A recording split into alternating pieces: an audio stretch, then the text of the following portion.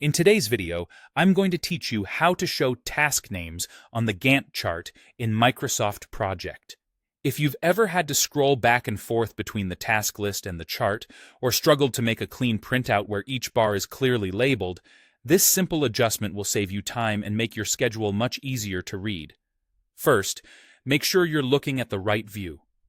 In the desktop app, go to the View tab on the ribbon and choose Gantt Chart.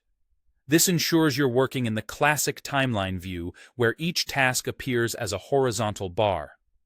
If you already see the bars and timescale on the right and the task table on the left, you're in the right place. Next, you'll open the settings that control how those bars look. Switch to the Format tab at the top.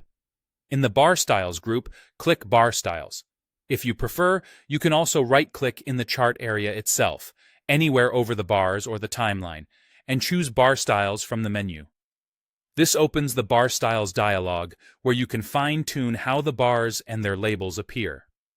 At the bottom of that dialog, click Text. This is where you tell Project what information to display around each bar. You'll see positions like left, right, top, bottom, and inside. To place the task name next to the bar, use the drop-down in the right field and choose Name. If you'd rather place it somewhere else, you can pick Name in left, top, bottom, or even inside, depending on how you want your chart to look and how much space you have. When you've picked the position and set it to Name, click OK to apply your changes. Instantly, the Gantt bars will show the task names in the position you selected.